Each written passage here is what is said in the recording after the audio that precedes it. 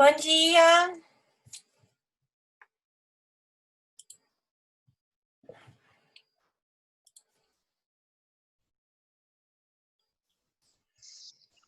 Bom dia! Bom dia, professora. Tudo bem com vocês? Joia. Então tá bom.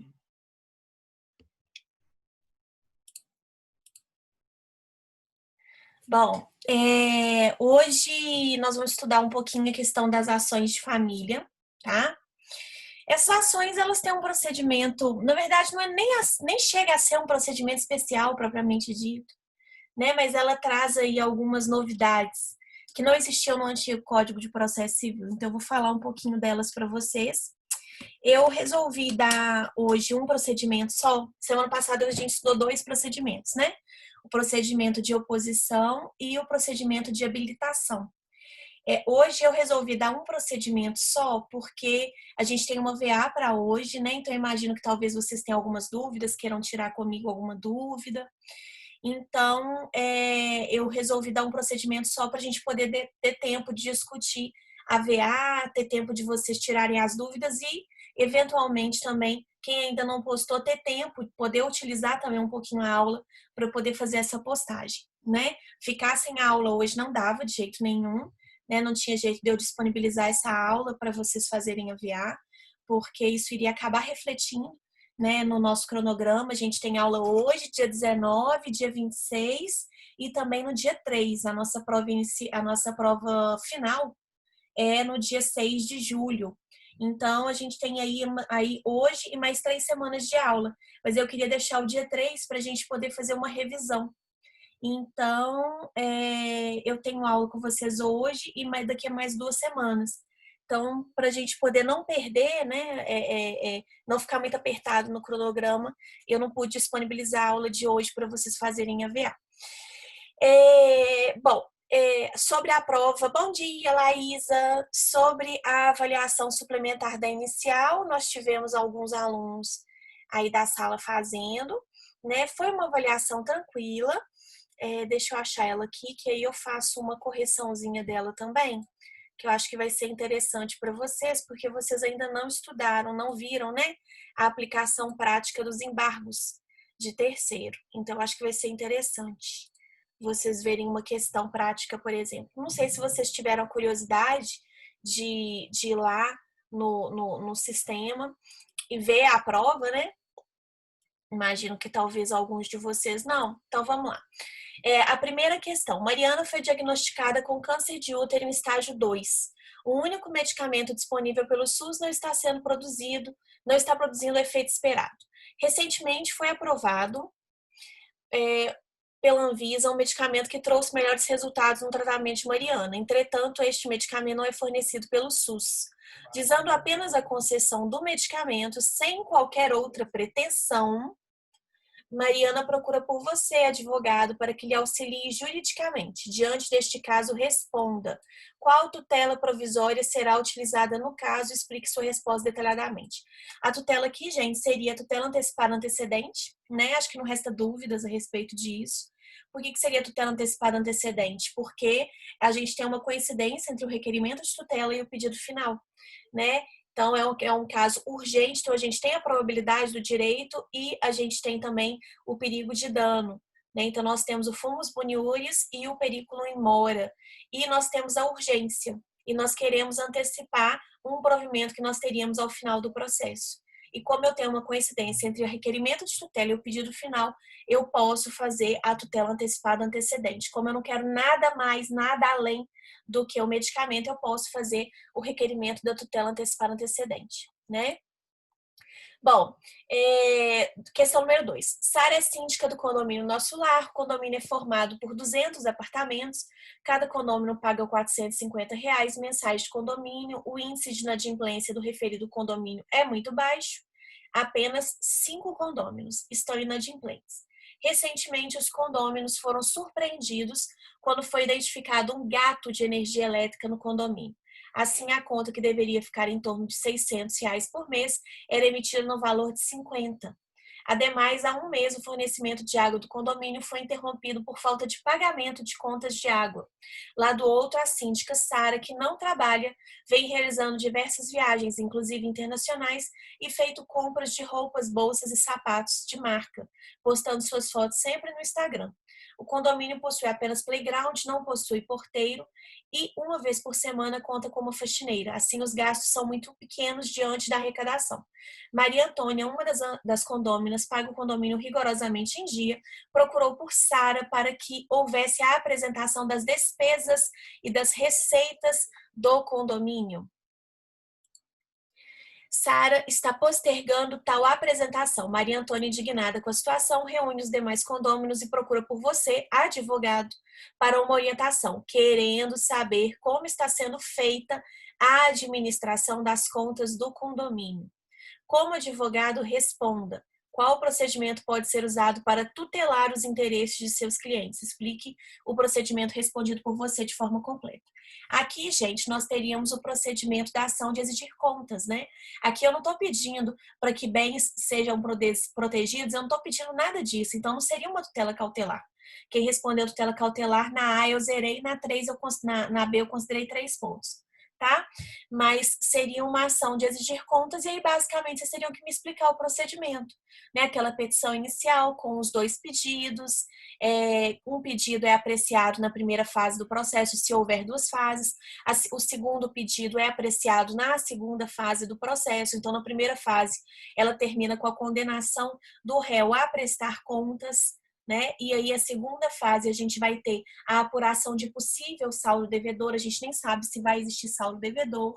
Esse saldo devedor, né, essa apuração, ela se constitui em título executivo judicial, tá? Basicamente, ela é para explicar o procedimento.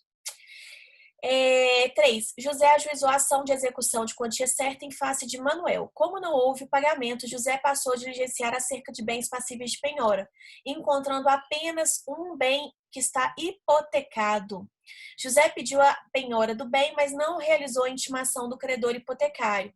Nesse passo, o credor hipotecário moveu embargos de terceiro visando impedir a expropriação do bem. José foi citado na referida ação. Como advogado, José responda qual peça processual será feita para defender os interesses de seu cliente. Gente, olha só, vamos lá, vamos por partes. Aqui a gente tem uma ação de embargos de terceiro, né? Inicialmente nós temos uma ação de execução, tá? De quantia certa. Então, ação de execução, título executivo extrajudicial de quantia certa. E nós estudamos no semestre passado o seguinte, que quando a gente penhora um bem que já está hipotecado, é absolutamente necessário que nós façamos a intimação do credor hipotecário, né? Isso é obrigatório. E quando a gente não faz isso? Quando a gente não faz isso, o credor hipotecário tem o direito de tentar impedir a constrição que foi feita no bem dele.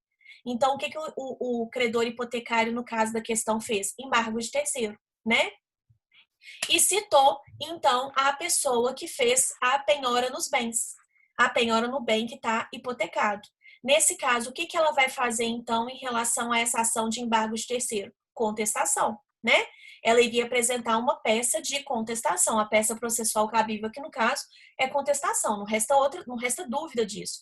A pessoa foi citada numa ação, ela pode se defender, né? Através da contestação.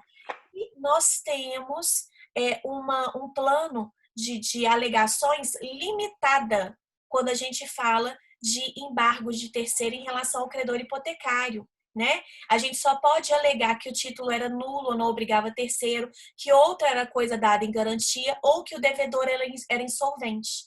Ou seja, que não tinha outro bem para poder penhorar, que é o caso da questão. Como não tinha outro bem para poder ser penhorado, então, em tese de defesa, em sede de defesa, o réu iria alegar, né, o credor, ele iria alegar, o réu da ação dos embargos de terceiro, credor na ação de execução, iria alegar que não existia outro bem para poder penhorar, então por isso que foi feita a penhora em relação a esse apartamento, a esse bem que estava hipotecado, tá? Basicamente isso.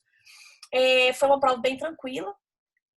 E o resultado, né, foi bom. Uma pessoa não tinha feito a prova, então acabou ficando com a nota, né?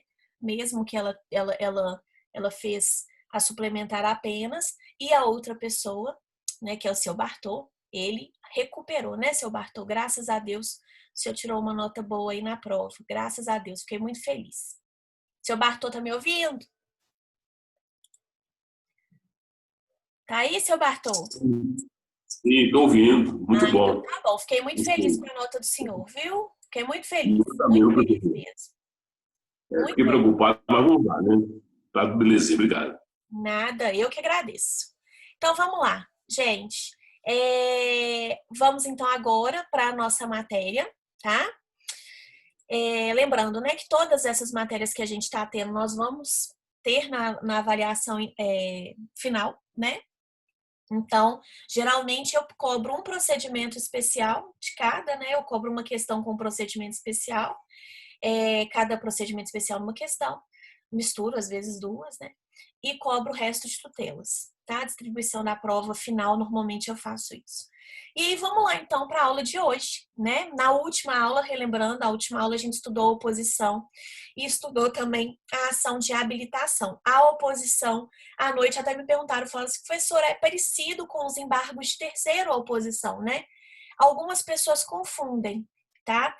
Eu acho que elas são bem diferentes, né? Mas assim, essa confusão, ela já foi até discutida pela doutrina, inclusive ela tem até essa discussão no livro do Daniel Amorim. Quem estiver seguindo o livro dele, né? Que foi aquele livro que eu mandei para vocês, o PDF dele, quando a gente começou o ensino remoto, eu mandei no grupo, ele faz essa discussão e ele faz essa diferenciação entre a oposição e os embargos de terceiro. Basicamente, gente, o que acontece é o seguinte, nos embargos de terceiro, um terceiro está defendendo um bem que é dele de uma constrição indevida. Ele não tem nada a ver com o processo. Ele não tem nenhuma ligação com aquele processo ali. Ele não está reivindicando para si algo que está sendo discutido naquele processo. Pelo contrário, na verdade, né, o embargante, o autor dos embargos de terceiro, o embargante, ele está protegendo o bem dele de uma constrição ou de uma ameaça de constrição indevida. Ele não tem nada a ver com aquela ação, por exemplo, de execução que está em trâmite. Não é o caso de reivindicar para si algo que está sendo discutido ali, e sim de defender a posse, né, ou propriedade de um bem de uma ameaça de constrição ou de uma constrição indevida em virtude de um outro processo. Então, a lógica dos embargos de terceiro é essa.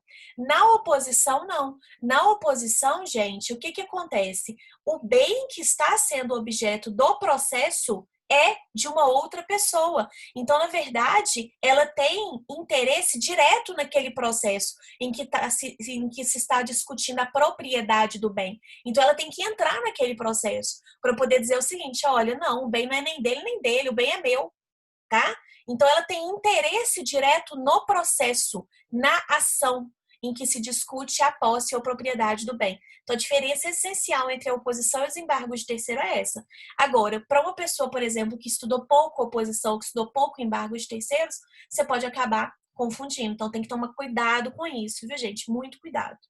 E estudamos também o procedimento de habilitação, que a gente viu que é quando a gente tem ações que são transmissíveis, né? Ou seja, que é possível transmitir a ação para os herdeiros ou sucessores, e aí há o procedimento da habilitação para que haja a substituição processual, ou seja, para que o autor ou o réu falecido seja substituído por seus sucessores.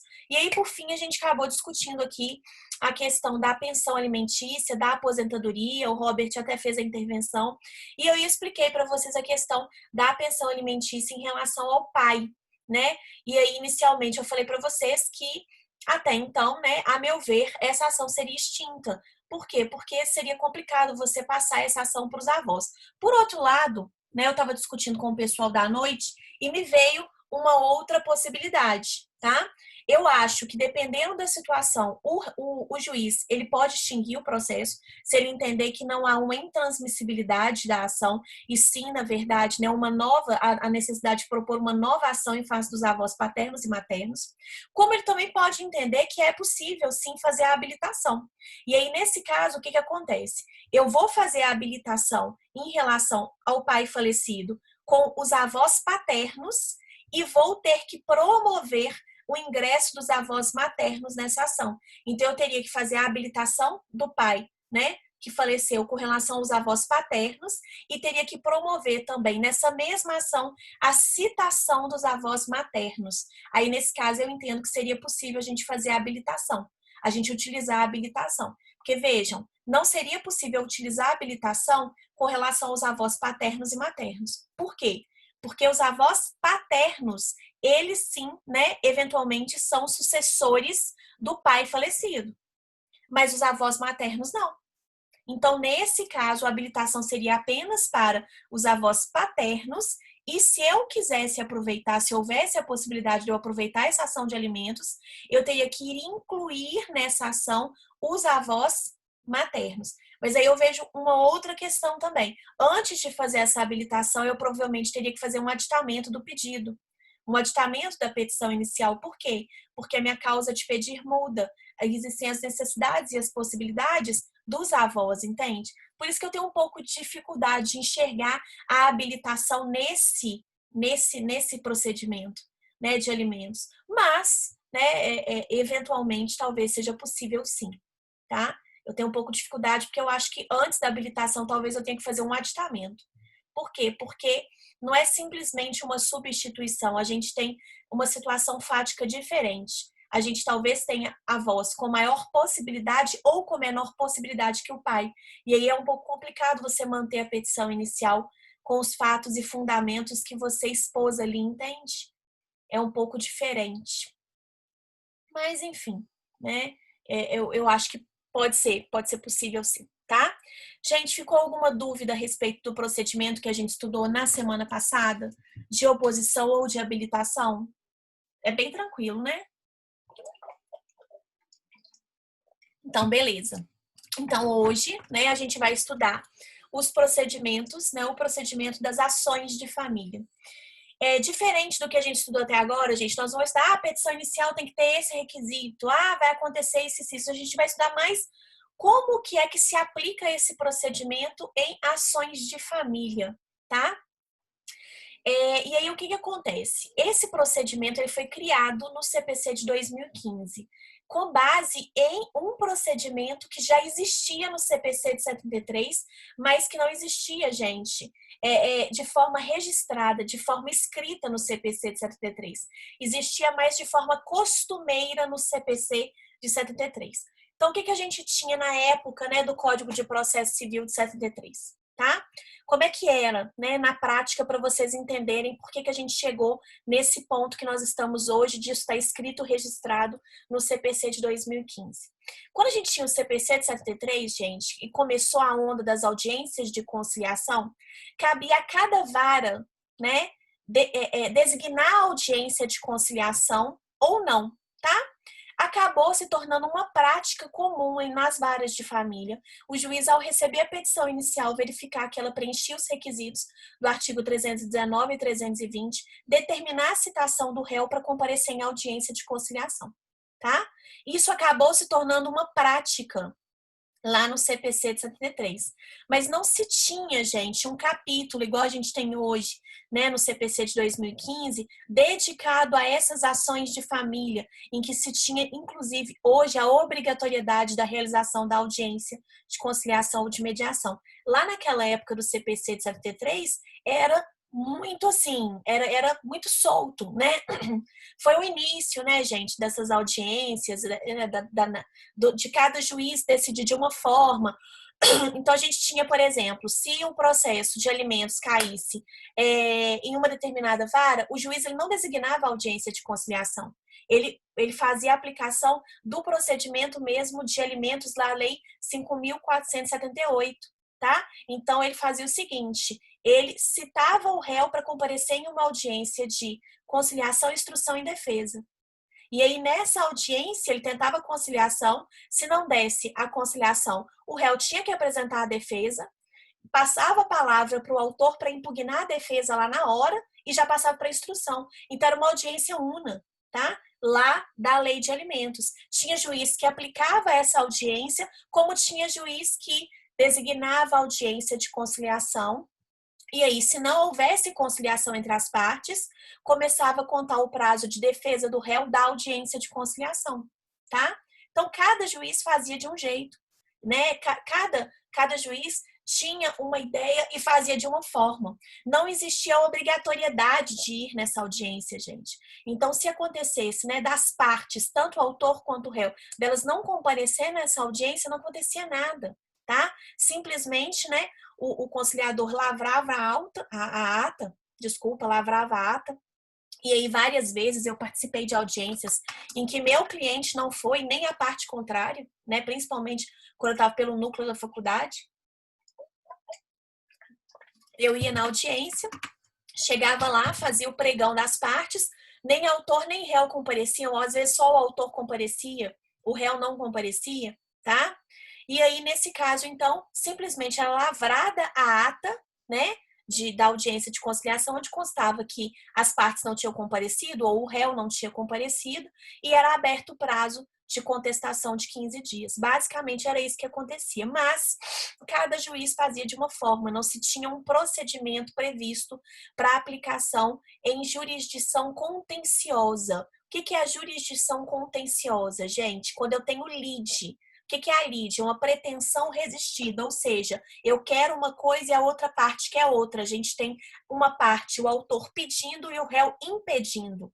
Né? A gente não tem ali as duas partes querendo a mesma coisa desde o início do processo, já entrando com uma ação consensual. Então, mais uma vez, esse procedimento que a gente vai estudar hoje, gente, se aplica para aquelas questões contenciosas, tá? Então, ação de alimentos em que não há um acordo desde o início, que não é uma ação consensual, uma ação do autor em face do réu mesmo, uma ação de divórcio em que uma pessoa quer divorciar e a outra não quer, tá? Uma ação de investigação de paternidade, né? Então, são ações de família que são contenciosas, né? Que a gente tem aí uma ação que seria litigiosa, digamos assim, tá? Quando a gente tem um litígio. Se a gente tiver um acordo entre as partes, vamos supor, a Laísa e o Robert são casados, tá? E aí o que acontece? Eles estão de comum acordo em querer divorciar. Já propõem a ação de divórcio consensual. Nesse caso, não vai se aplicar esse procedimento.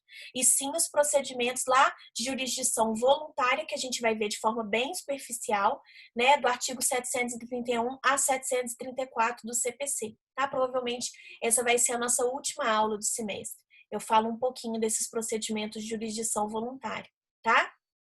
Belezinha, gente? E aí, uma primeira modificação que nós tivemos também é o seguinte. Antes, né, lá no CPC de 73, independentemente de qual ação que a gente tinha uma cópia da contrafé. Era enviada, né, quando a pessoa ela era citada, o réu era citado, era entregue para ele uma cópia da contrafé. O que é a cópia da contrafé? É uma cópia da petição inicial, para ele saber quais eram os termos da petição inicial, para ele saber, né, do que se tratava aquela ação que está sendo ajuizada contra ele. Isso, gente, acontecia no Código de Processo Civil anterior de forma sistemática em qualquer ação. Então, se estava a pessoa numa ação de investigação de paternidade, vinha uma cópia da petição inicial da investigação de paternidade junto do mandado do oficial de justiça ou junto da carta com aviso de recebimento, tá? Hoje, já em virtude do procedimento judicial eletrônico, a pessoa, quando ela é citada, ela tem uma chave de acesso, um endereço, né, que é colocado, uma sequência numérica, o endereço, né, o endereço do site também, que é colocado para que ela digite isso no computador, no celular e consiga acessar a sua contrafé eletrônica, tá? E isso foi reforçado também nessas ações de família. Então, quando a pessoa ela é citada numa ação de família, gente, ela não vai receber de forma alguma, em hipótese alguma, uma contrafé, tá? Vai ser o máximo um endereço eletrônico para que ela possa ter acesso, né, a petição inicial que motivou aquela ação. Por que isso, gente?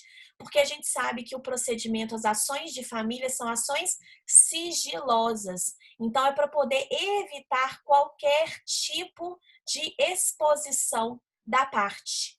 tá? Imagina uma investigação de paternidade, tá? Vamos pensar aqui um caso. Vamos supor que o seu Bartô está sendo demandado numa ação de investigação de paternidade, tá? Foi demandado lá na época do CPC 73, tá? Aí o que aconteceu? O seu Bartô recebeu o oficial de justiça na casa dele, né?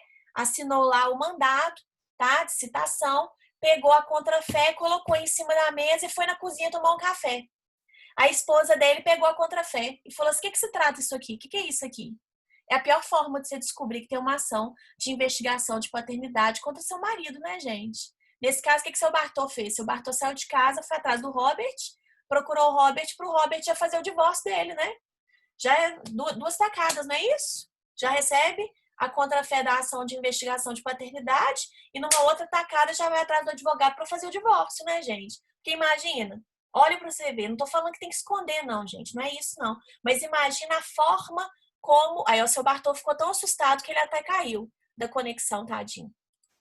Né?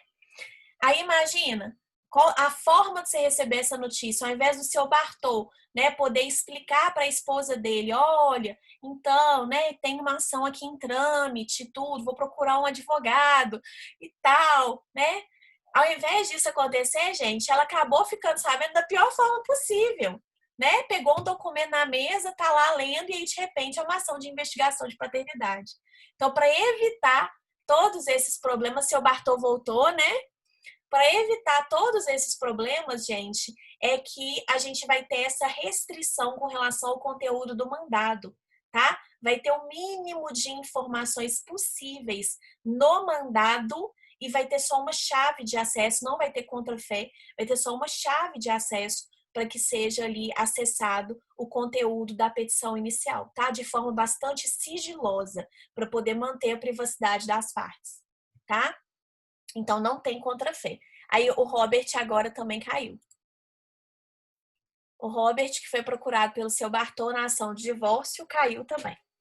Então, vamos lá, queridos. Voltou, Robert? Tá aí? Tá aí. Então, vamos lá. Bom, até aqui tá tudo bem? Ah, professora, mas aí como é que é? Né? A gente aplica isso a ferro e fogo em todos os procedimentos? Não, gente. A gente tem uma aplicação subsidiária dessas normas em relação ao procedimento comum, tá? Então, é uma aplicação subsidiária. No que couber, a gente aplica as determinações aqui desse capítulo, né? Ligado às ações de família, tá? Bom, alguma dúvida, gente? E uma coisa, né, que foi muito importante com relação a essa mudança, quando a gente teve a inclusão desse capítulo aí no Código de Processo Civil, é o fomento, o incentivo às práticas de conciliação e de mediação, ou seja, as práticas de resolução pacífica de conflitos ou de resolução adequada de conflitos, né? Hoje a gente fala muito, quem é nessa vibe, né, da conciliação e da mediação, se fala muito em resolução adequada de conflitos, né? Mais do que pacífica, uma resolução adequada, ou seja, cuidadosa de conflitos, tá? E nesse ponto também ressalta-se muito a importância da mediação. A mediação, gente, ela é crucial nos procedimentos de família, quando a gente tem aí um procedimento litigioso. Por que que a mediação ela é tão importante? Porque a mediação, ao contrário da conciliação, ela visa trabalhar o conflito para que aquela situação não venha a acontecer novamente, tá? Então, ela é muito importante nesse sentido. Ela trabalha o conflito e ela acaba impedindo, sendo bem feita, sendo bem aplicada, as partes querendo a mediação, isso acaba com que outros conflitos sejam evitados. A conciliação por si só, gente, ela visa basicamente extinguir, né, um determinado processo, mas ela não vai a fundo para poder saber quais são as razões do conflito, o que motivou de verdade a propositura da ação. Entende? Então, uma diferença crucial entre a conciliação e a mediação é essa. E a gente tem muito a aplicação da mediação hoje nos procedimentos de família. Também por conta do já, né, do que vocês já conhecem em relação ao artigo 334 do CPC, quando vocês estudaram o procedimento, processo civil 1, processo de conhecimento, vocês viram, né, que a gente tem lá, aquela audiência de conciliação ou mediação, mas mais ainda por conta desse capítulo que é determinado aí as ações de família e que fomenta mesmo a aplicação dessas formas adequadas de resolução de conflitos em relação aos conflitos familiares, tá? Então, o juiz, ele vai incentivar essa mediação e essa conciliação, gente, mesmo, né? E isso vai ser feito com auxílio de profissionais, inclusive, de múltiplas áreas. Então, a gente tem psicólogo, a gente tem advogados, né? A gente tem vários profissionais de outras áreas que são designados para poder auxiliar nesse procedimento aí, no processo, tanto de mediação, principalmente de mediação, né? Quanto também no de conciliação, tá? Então, a gente tem aí uma multidisciplinariedade, né? Isso é muito importante. Por que é importante a gente ter profissionais de outras áreas auxiliando nesse procedimento de conciliação e de mediação, gente? Porque o advogado, o profissional do direito, ele tem a mente meio que a gente acaba tendo muito assim, a mente muito ligada para a lei, para a norma, gente. Talvez a gente não perceba tanto isso, né? Mas a gente tem. Então a gente está escutando um relato de uma pessoa, tá? Se a pessoa fala em alguma coisa e aquilo ali induz a uma violação de um direito, você já está pensando na violação do direito e muitas vezes você perde o que ela falou depois. Por quê? Porque você começou a pensar no que você pode fazer para restaurar o direito dela e aí às vezes você perde uma informação importante que ela falou logo depois disso, porque você não estava atento. A gente não escuta tudo que a gente ouve. Professora, que é isso? Que loucura é essa? É verdade, gente. Nós temos os nossos filtros, né? A gente dá aquelas viajadas. Às vezes, diante do que uma pessoa falou, eu já estou pensando em outra coisa lá na frente e eu acabei ficando surda ao restante das coisas que ela falou. Né? Isso acontece muito. Por isso que é importante esses procedimentos serem feitos de forma multidisciplinar, contando com profissionais de outras áreas. Por quê? Porque naquilo que você deixou de escutar, aquele profissional escutou. E quando você vai discutir o caso com ele, você vê que você deixou de escutar aquilo ali. Você não tinha escutado. Então, se você estivesse fazendo o procedimento sozinho, você ia deixar passar alguma coisa. Isso acontece muito, viu, gente? Muito mesmo. Bom, em relação à citação e o conteúdo do mandado, eu cheguei a falar para vocês a respeito do conteúdo do mandado, vai ter o mínimo de informações para poder preservar a privacidade das pessoas, né, dos envolvidos. E o mandado, gente, a citação, ela vai ter que ser expedida com antecedência mínima de 15 dias da data da audiência. E nesse caso aqui, gente, tem uma outra questão, tá? Que é levantada pela doutrina. Essa audiência que ela seria obrigatória. Não tem jeito da pessoa virar e falar assim, não, eu não quero conciliar, outra pessoa também não quer, vamos, então, né, vamos deixar de fazer essa audiência. Nessa audiência aqui, gente, não haveria essa escolha por parte das pessoas.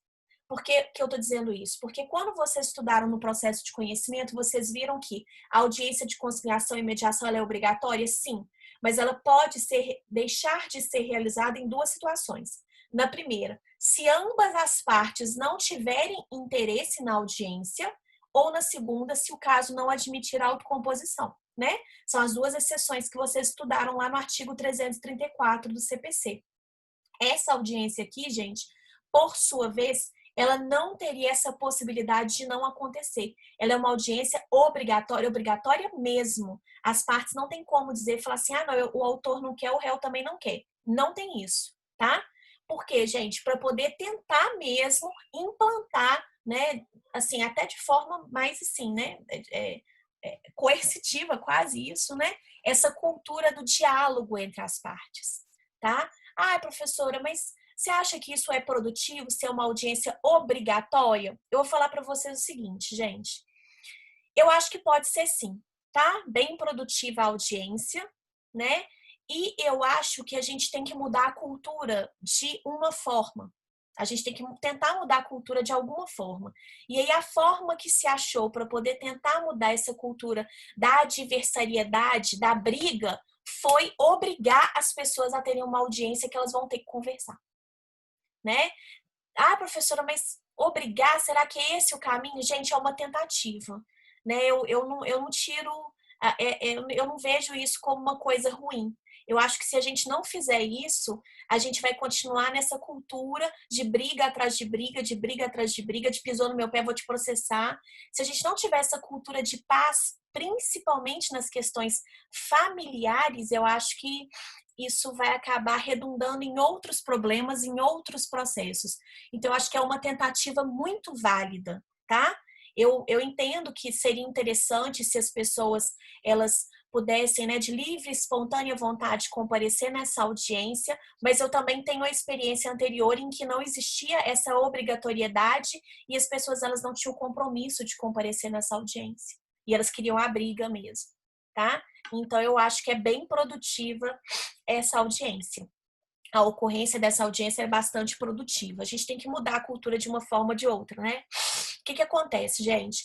Quando eu estava na faculdade, eu vi uma palestra do Misael Montenegro Filho, que é um doutrinador, né, do direito, é um operador do direito aí, tem vários livros e tudo, e ele falou assim, gente, o grande problema, isso foi em 2006, o grande problema do profissional do direito, da gente, né, do brasileiro em si, do profissional do direito brasileiro e do brasileiro em si, é que a gente tem sangue quente, a gente tem o sangue latino, a gente quer brigar, né? A gente não pensa em tentar conversar antes de você propor uma ação, ou mesmo no curso de uma ação, você não pensa em tentar conversar com a parte para chegar num acordo. A gente quer briga, briga, briga, briga, briga. E isso faz com que a gente tenha cada vez mais um judiciário abarrotado de processos e consiga resolver cada vez menos questões relevantes. Então, a gente só vai mudar essa mentalidade, parar com isso, quando a gente começar a pensar no diálogo, quando a gente começar a pensar em meios pacíficos de resolução de conflitos. E ele estava certo, né? Eu acho que ele estava super certo, e eu acho que esse é o caminho mesmo, tá? Então, por isso, da obrigatoriedade nesse caso, né, e o que se discute é mesmo a obrigatoriedade, não haveria uma possibilidade de não comparecimento, teria que ser obrigatório, sob pena de multa, inclusive, tá? Não tem jeito de uma pessoa não querer, a outra pessoa também não querer, seria obrigatório mesmo a realização e o comparecimento das partes nessa audiência, tá? Eu acho que isso é uma forma de você tentar mudar, né, anos e anos e anos e anos e anos de um processo que é realmente briga, briga, briga, né? Então, eu acho válido, tá? Embora assuma que não seja o meio mais adequado, mas eu acho que é o meio possível, né? A gente tem que ver o que é possível também fazer, tá? Bom, então a gente já sabe, eu já falei para vocês, o conteúdo do mandado vai ter ali o mínimo de informações possíveis, não vai ter, assim, hipótese alguma contra a fé a cópia da petição inicial, e sim, no máximo, uma chave eletrônica para você acessar e saber qual que é o conteúdo do mandado, tá? A audiência de mediação e de conciliação, eu já falei para vocês que ela é obrigatória, né? É diferente daquele procedimento que a gente estudou lá no processo de conhecimento, em que existia a possibilidade das partes, né? Se ambas as partes não quisessem a realização da audiência, ela não iria acontecer. Aqui não tem essa possibilidade, tá? Foi o que a gente acabou de discutir, né? É obrigatória a presença das partes com seus advogados? Sim, tá? A parte, ela pode comparecer sozinha, professora, de acordo com a lei? Não. De acordo com a lei, nessa audiência é necessário, absolutamente necessário, que as partes compareçam acompanhadas de seus advogados, tanto o autor quanto o réu, tá? É absolutamente necessário isso. Se por um acaso, gente, uma das partes acabar comparecendo nessa audiência, e via de regra o réu, né? O autor, ele já tem o seu advogado que ele propôs a ação.